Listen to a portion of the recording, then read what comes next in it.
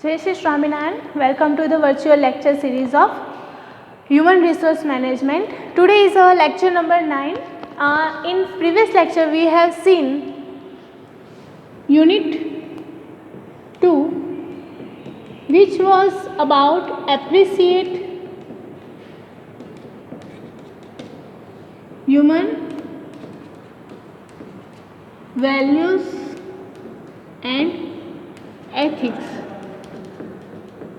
Okay, human values and ethics કેવી રીતે આપણે ઇન્ટરપર્સનલ રિલેશનશિપમાં ઇમ્પોર્ટન્ટ છે એ આપણે જોયું હતું કે જેમાં હ્યુમન વેલ્યુઝ એન્ડ એથિક્સ શું છે અહીંયા આગળ કે કોઈપણ પર્ટિક્યુલર જે પણ પર્સન છે બરાબર એ કયા વાતાવરણમાં કે એટમોસ્ફિયરમાં રહેલો છે બરાબર તો એની પર એના માઇન્ડ પર એ એટમોસ્ફિયરની ઇફેક્ટ હોય છે બરાબર તો કાં તો એ એના વેલ્યુઝ ગુડ હોઈ શકે કાં તો એની નેગેટિવ વેલ્યુઝ હોઈ શકે બરાબર પોઝિટિવ વેલ્યુઝ કાં તો નેગેટિવ વેલ્યુઝ એન્ડ એથિક્સ શું છે તો કે એના વારસાગતમાં આવે છે બરાબર તો કે એના ફાધર એના ગ્રાન્ડફાધરમાં જે એથિક્સ હતા બરાબર જેમ કે કોઈ પેઢી છે બરાબર પેઢીની અંદર એ વર્ક કરે છે એઝ અ નાણાવટી બરાબર તો એમાં એના એથિક્સમાં શું આવશે કે એકાઉન્ટ્સ એના એથિક્સમાં હશે બરાબર કોઈપણની સાથે કેવી રીતે વ્યવહાર કરવો એના એથિક્સમાં હશે તો એના પ્રમાણે એ શું કરે છે બીજા હ્યુમન સાથે બિહેવિયર કરે છે સો in human resource management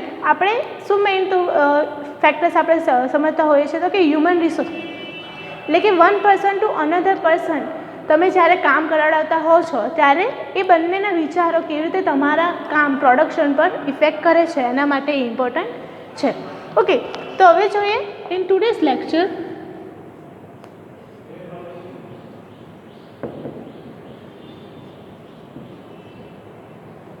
Unit 3, which is dynamic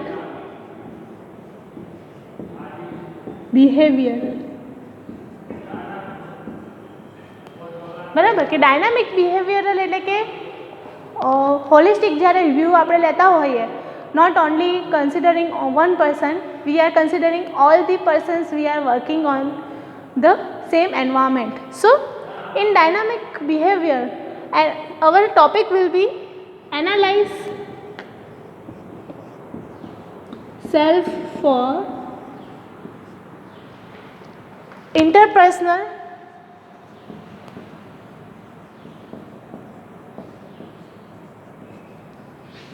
behavior.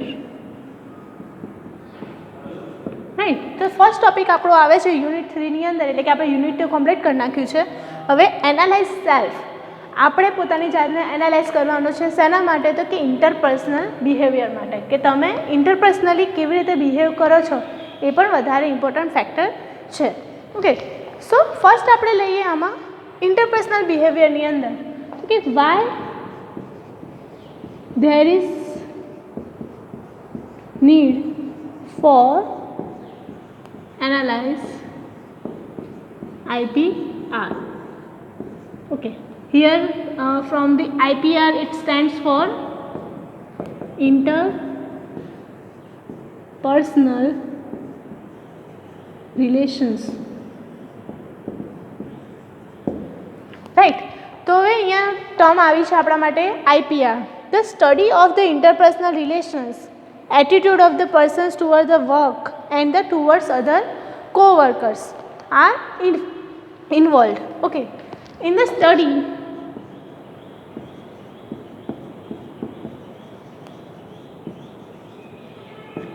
IPR, attitude towards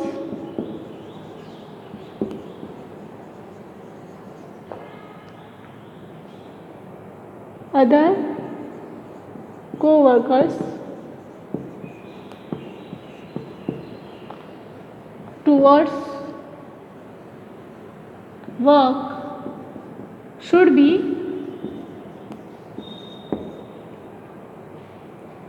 studied, right? So known as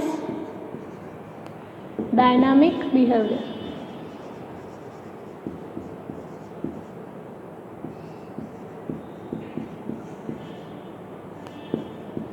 okay અહીંયા આગળ શું આવ્યું તો કે જ્યારે આપણે સ્ટડી કરીએ છીએ ઇન્ટરપર્સનલ રિલેશન્સની અંદર શું આવે છે તો કે એટીટ્યૂડ ટુવર્ડ્સ ધ કોવર્કર્સ, કે આપણા જે કોવર્કર્સ છે એની સાથેનો એટીટ્યૂડ કેવો છે એ, પ્લસ તો કે વર્ક માટે કેવો એનો એટીટ્યૂડ છે, એ બધું જ્યારે આપણે ઇન્વોલ્વ કરતા હોય અને એનું જ્યારે સ્ટડી કરતા હોય તો એને આપણે કહીએ છીએ ડાયનામિક બિહેવિયર સ્ટડી.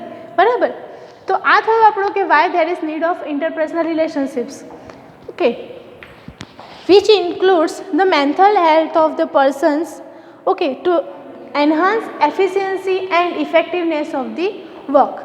કેમ આ એટલું ઇમ્પોર્ટન્ટ છે તો કે એની સાથે જોડાયેલું છે તો કે mental health of A person.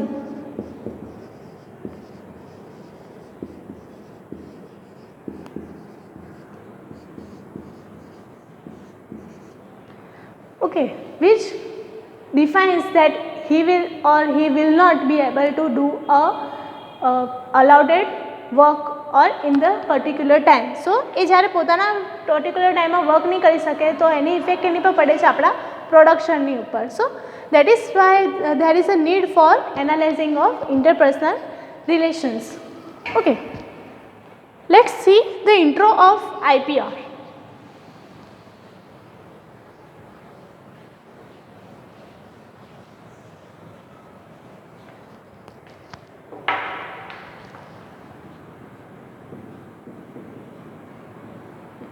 Introduction of IPR. Okay, in the terms of IPR, the study of two or more persons interacting for the purpose of attaining some common objective. Okay, their behavior pattern becomes a part of group dynamics. કે જે આપણે group dynamics કે dynamics બિહેવિયરની વાત કરીએ છીએ તો કે જ્યારે two or more persons are interacting,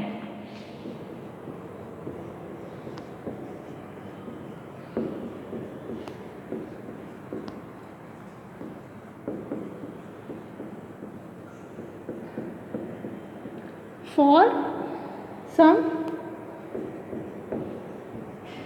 common objectives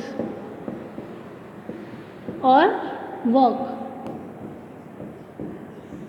જ્યારે એક કરતાં વધારે, બે કરતાં વધારે પર્સન્સ એકબીજાની સાથે ઇન્ટરેક્શન્સ કરતા હોય કોઈ પ્રોડક્શન માટે, બરાબર, આપણે તો અહીંયા પ્રોડક્શનના અરાઉન્ડ જ વાત કરવાની છે, બરાબર. તો પ્રોડક્શન માટે બે કરતાં વધારે પર્સન્સ ઇન્ટરેક્શન્સ કરી રહ્યા છે તો એ લોકોનો જે ગોલ છે એ ખાલી ઇન્ડિવિજ્યુઅલ રહેતો નથી, થ્રુઆઉટ ધ ગ્રુપ રહે છે, બરાબર. તો કે એના માટે ગ્રુપ ડાયનામિક્સમાં એ ઇમ્પોર્ટન્ટ ફેક્ટર થઈ જાય છે કે ઇન્ટરપર્સનલ રિલેશન્સને આપણે સમજવું જોઈએ. ઓકે, તો under the study of group dynamics the organizational behavior of a person is observed in terms of following. Under the study of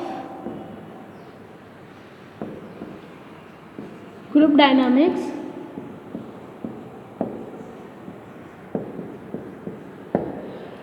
there is a different conditional behavior which is observed in the terms, બરાબર. તો કે impact of group, first one is impact of group in on individual.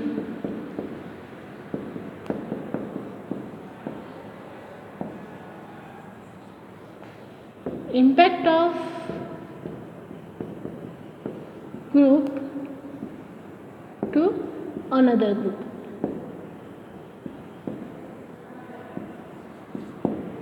બરાબર. તો કે under the study of group dynamics impact of ગ્રુપની effect કોની પર હોઈ શકે તો કે ઇન્ડિવિજ્યુઅલ લેવલ પર, કે જેટલા પણ મેમ્બર્સ છે એની પર એની ઇફેક્ટ હોઈ શકે, કાં તો પછી impact of group to another group. એ ગ્રુપમાં કંઈ પણ પ્રોબ્લેમ્સ ચાલતી હશે તો એની અસર એની જોડે જોડાયેલા ગ્રુપ પર પણ પડે છે. તો એટલા માટે એ વધારે સ્પેસિફિક વર્ક રીતે કામ કરતું હોવું જોઈએ. Okay, now we will study the forms of interpersonal relations. Some important studies.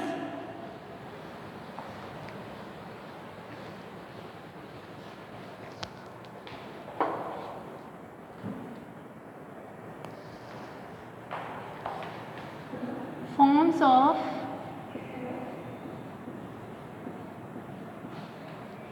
IPR.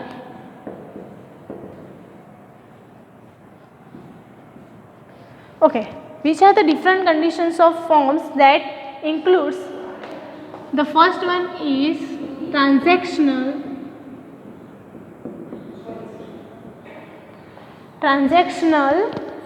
analysis,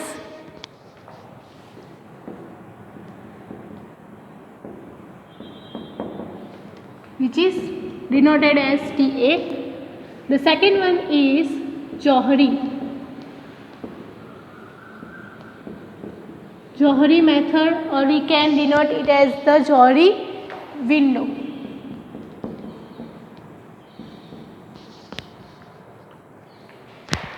And third one is game theory.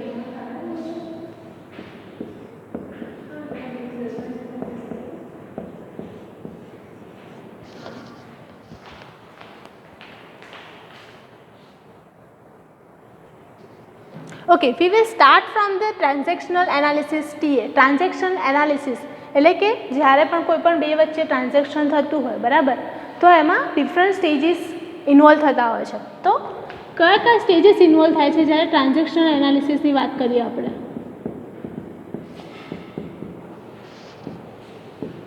This TA. Okay, in the terms of transaction analysis, it analyzes the interpersonal transactions into two categories. Okay, it analyzes interpersonal transactions in two cases. What are they? The first one is ego state and the second one is game and strokes. Okay, the both are so important in any kind of relations. So પહેલા રહીએ આપણે કે ego state. What is ego state? Ego અને એટીટ્યૂડમાં બહુ મોટો different હોય છે. Attitude છે ને આપણને કામ કરવાની પદ્ધતિ બતાવતા હોય છે, જ્યારે ઈગો જે છે આપણને કોઈ પણ એક વસ્તુ પણ આપણને આવડતી હશે તો એનું નેગેટિવ ઇફેક્ટ એટલે કે નેગેટિવ એટીટ્યૂડ હોય એ આપણો ઈગો છે, બરાબર. તો કોઈ પણ પર્સનની અંદર ત્રણ કાઇન્ડના ઈગો હોય છે. એક તો કયો? તો ફર્સ્ટ છે child ego. The second one is considered as adult state, child ego or child state.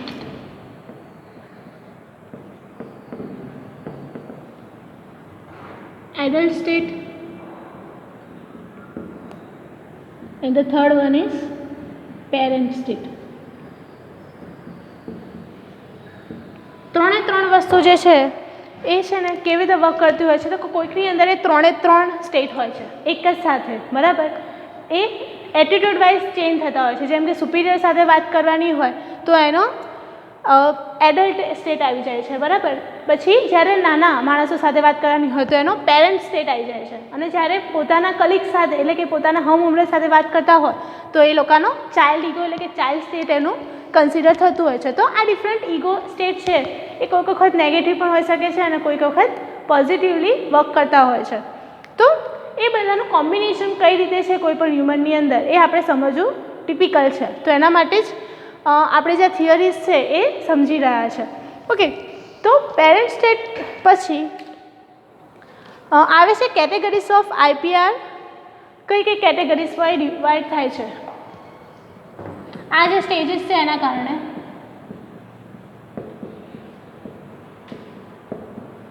તો ફર્સ્ટ વન આવે છે કોમ્પ્લિમેન્ટરી.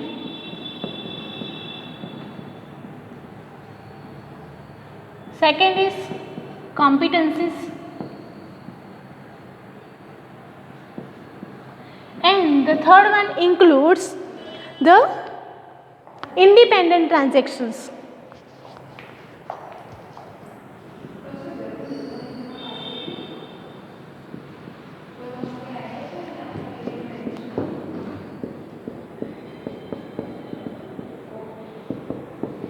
ઓકે, તો આ જે 3 સ્ટેજ છે એના વાઇઝ એની કેટેગરીઝ પડે છે. મેં કીધું એમ કે કોઈ પણની અંદર એ 3 ક્વોલિટીઝ પણ હોઈ શકે છે, બેમાંથી કોઈ એક પણ ક્વોલિટી હોઈ શકે છે અને એક ક્વોલિટી પણ હોઈ શકે છે. જ્યારે કોમ્પ્લિમેન્ટરીની વાત કરતા હોઈએ તો 2 પર્સન જ્યારે ટોક કરતા હોય બરાબર, તો એક શું કરે છે, સામેવાળાને ઈગોને પોઝિટિવલી લે છે અને બીજા ઈગોને એ શું કહેવાય છાવરે છે બરાબર. તો એ કન્ડિશનમાં એ કેવું કહેવાય, કોમ્પ્લિમેન્ટરી કહેવાય બરાબર. પણ જ્યારે સેમ ઈગો એકબીજાની સામે અથડાતા હોય બરાબર, એકબીજાના વિરુદ્ધમાં કરતા હોય, આ શું હશે અહીંયા આગળ, 2 persons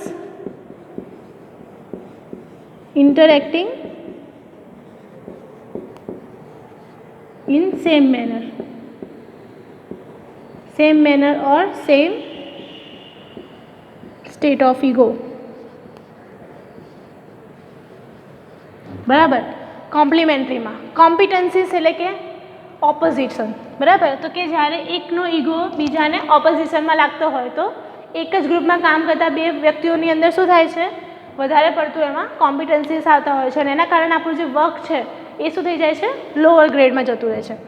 એ પછી ઇન્ડિપેન્ડન્ટ ટાઈપનું છે બરાબર. એ જે પર્સન હશે કેવું હશે કે 3 સ્ટેજને પોતાની રીતે અપ્લાય કરતું હશે બરાબર. મેં જેમ કીધું, જેમ કે સુપિરિયર સાથે એડલ્ટમાં વર્ક કરે છે, પછી એના કરતાં નીચેના હોય એની સાથે પેરેન્ટમાં વર્ક કરે છે અને પોતાના હમ ઉમ્ર હોય તો એને આપણે ચાઇલ્ડમાં કરે છે. તો એ ઇન્ડિપેન્ડન્ટ છે, એની શું કેટેગરી એના માઇન્ડમાં ચાલે છે બરાબર, એનો કેવો એટીટ્યૂડ છે કોઈને પણ માટે એ આપણે નક્કી કરી શકતા નથી. સો આ હતું આપણું ટ્રાન્ઝેક્શન એનાલિસિસ, કે એના ટ્રાન્ઝેક્શન થ્રુ આપણને ખબર પડે કે કઈ રીતે વર્ક કરાવતું હોય છે.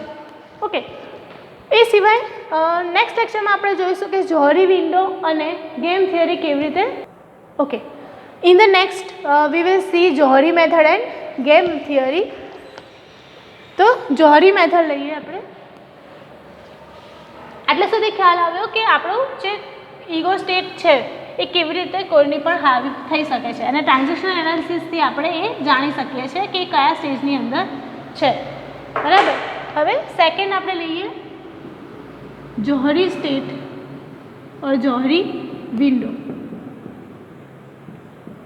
જેની અંદર જોહરી એટલે શું છે તો કે એક 2 મેનેજમેન્ટેરિયલ જે હ્યુમન રિસોર્સ મેનેજમેન્ટ છે એના 2 એક્ટિવિસ્ટ છે કે જેમણે આ થિયરી આપેલી છે. તો જો stands four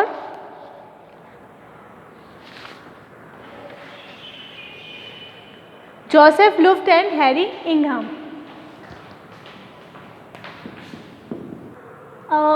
From coming to the this method, we will go through the transactional analysis for the games and stocks. First, transactional analysis.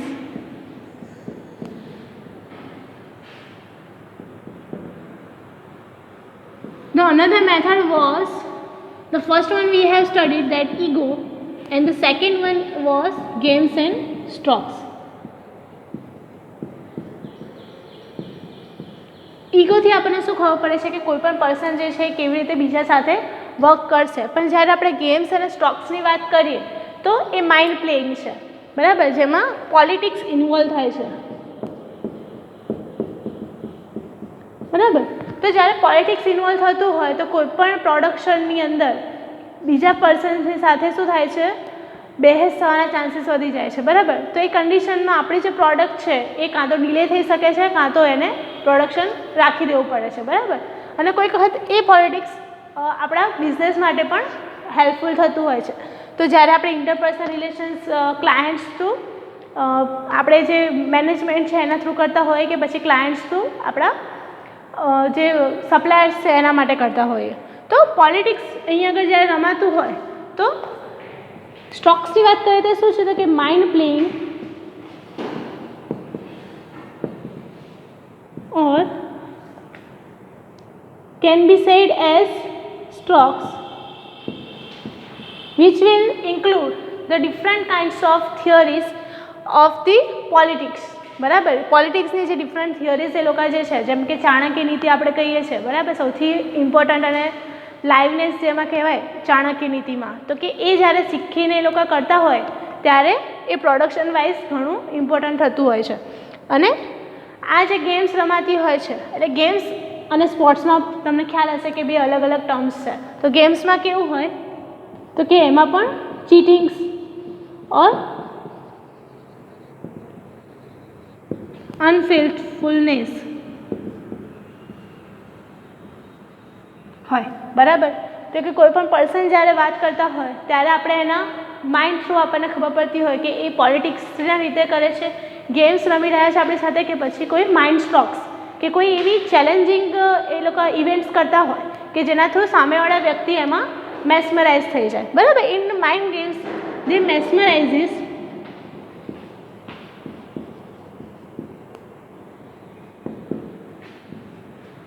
another person, right.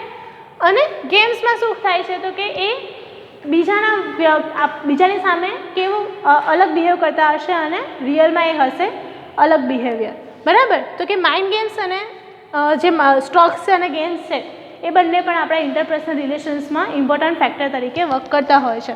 તો આજના આપણે લેક્ચરમાં શું જોયું તો કે introduction of IPR, Y it is needed, બરાબર, કે ઇન્ટરપર્સનલ રિલેશનશિપ્સ કેમ નીડેડ છે, ડિફરન્ટ ફોર્મ્સ કયા કયા છે according to group dynamics or dynamics behaviour, બરાબર. એ પછી આવે છે એનું ટ્રાન્ઝેક્શનલ એનાલિસિસની અંદર આપણે બે સ્ટેટિસ જોયા કે ઈગો અને ગેમ્સ એન્ડ સ્ટોક્સ કેવી રીતે વર્ક કરે છે.